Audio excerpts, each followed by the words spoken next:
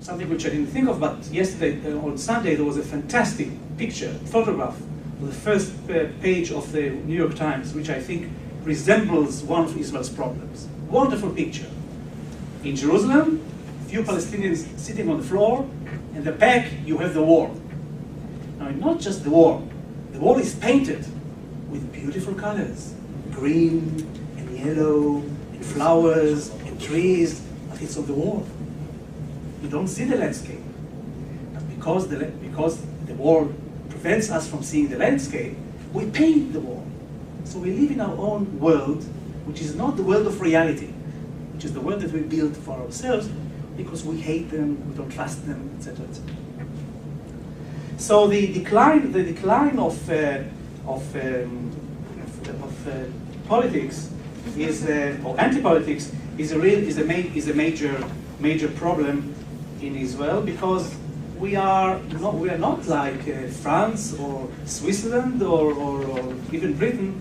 Our problems are much more severe, and we need politics. You cannot do anything without politics.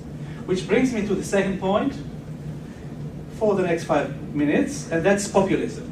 Now, this is another element which was really not discussed and not researched in Israel. In the American media and academic world, there's a lot about populism.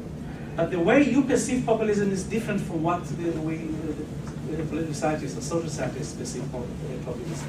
Populism is not only the demand of the lower stratas of society to get better share of the national resources. It's much more than that. Populism means a direct democracy.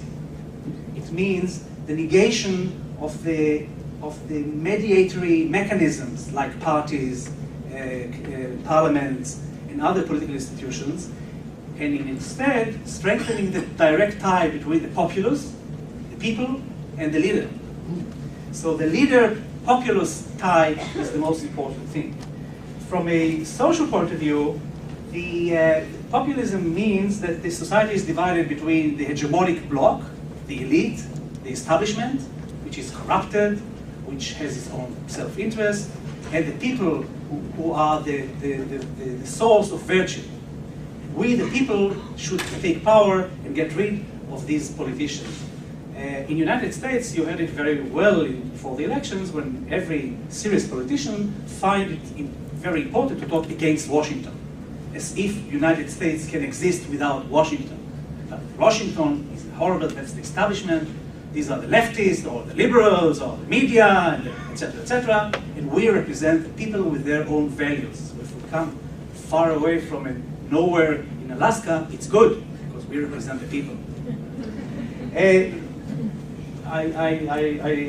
recommend you to read Michael Kazin's books and articles about it. Anyhow, in Israel, there is also a populist tendency, which was used by Begin for the first time. That was the old populism. Netanyahu represents the new generation of telepopulism, new populism which has to do with the media, and I won't have time to get into that. He tried his populist project when he was prime minister. Before that, bringing together all the have-nots against the establishment. The left, the liberals, the media, the intellectuals, the universities, the Ashkenazim, the kibbutzim, they are the rotten elite. We represent the people. We are the Russians, the ultra-Orthodox, the Oriental Jews in the very big towns, etc. And he failed. So when he came back, Netanyahu B, in the year 2000, he was not anymore a populist leader. But the populist sentiment is there. And another guy took it, Arkady Gaidamak. Some of you probably haven't heard the name. And he did very, very well. A year ago, I presented a paper in the conference of the Association for Israel Studies, and I described his project, which went very well. Had he not failed economically, he would have gained 7, 8 seats in the Knesset, because that sentiment is there. But he failed economically, and he had to leave Israel, and now he's in Russia, and he's waiting for the trial in France. So his movement collapsed. But the sentiment is there. The element of populism exists. And one of the reasons, And one of the reasons that